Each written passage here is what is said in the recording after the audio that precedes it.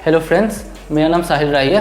मैंने आकाश में 4 साल का इनरोलमेंट कराया था, 2 साल फाउंडेशन के लिए और 2 साल जेईई मेंस और जेईई एडवांस की तैयारी के लिए। बचपन से ही मैथ्स और फिजिक्स में बहुत इंटरेस्ट रहा है। फिर बाद में 9th 10th के बाद मैंने रियलाइज़ किया कि आईआईटी में जाने के बाद बहुत सारे करियर के ऑप्शंस खुलते हैं और मेरे टीचर्स ने मुझे मोटिवेट किया कि मैं एक ब्राइट कैंडिडेट हूँ आईआईटी में जाने के लिए।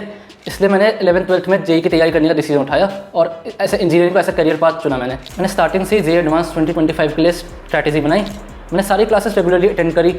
उस दिन जो पढ़ाया मैंने उसी दिन रिवाइज़ किया उसके नोट्स और उन कॉन्सेप्ट्स के मैंने क्वेश्चंस भी सॉल्व करे। मैं डाउट्स का कोई कॉम्प्रोमाइज़ नहीं किया। जो डाउट्स है मैंने वो पूछे। ये जो टाइम था ये बहुत ही एक क्रूशियल टाइम था। इस टाइम में मुझे इतना बड़ा सिलेबस था, वो एक साथ इकट्ठा करना एक बहुत बड़ा चैलेंज था। तो मैंने एफटीएस के हिसाब से सिलेबस को इकट्ठा करना स्टार्ट किया। जैसे जैसे टॉपिक्स होते जा रहे थे एफटीएस में, वैसे वैसे मैं उन्हें रिवाइज करता जा रहा था। थ्योरी रिवीजन के पॉइंट ऑफ व्यू से मैं ऑर्गेनिक केमिस्ट्री और इनऑर्गेनिक केमिस्ट्री पे ज़्यादा फोकस करा। अब इस टाइम में क्या हो रहा था कि अगर कोई भी टेस्ट में मेरा स्कोर गिर रहा था तो मेंटली बहुत असर पड़ रहा था मुझ पर। तो यहाँ पे पेरेंट्स और टीचर्स ने मेरी साइकोलॉजिकली बहुत ज़्यादा हेल्प करी।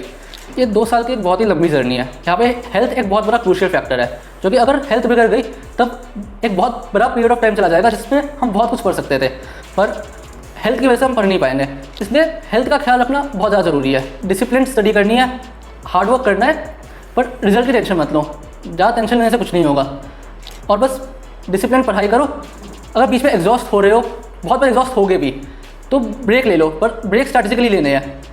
सच दैट कि इतना बड़ा ब्रेक भी नहीं ले लिया कि पढ़ाई बहुत ज़्यादा इफेक्ट कर जाए। नंबर कम आ रहे हैं, हल्की सी भी डिमोटिवेशन आ रही है, तो फिर टीचर से पेरेंट्स से बात करो और नेगेटिविटी से बाहर आओ।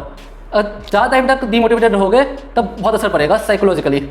इसलिए ये एक बहुत बड़ा इंपॉर्टेंट फैक्टर होता है कि पॉजिटिव रहना बहुत ज़रूरी होता है। एंड में मैं बस यही बोलना चाहूँगा कि अपने टीचर्स की गाइडेंस में रहो और कर्म करते जाओ, फल की चिंता मत करो। All the best for your upcoming JEE advance exam. Thank you.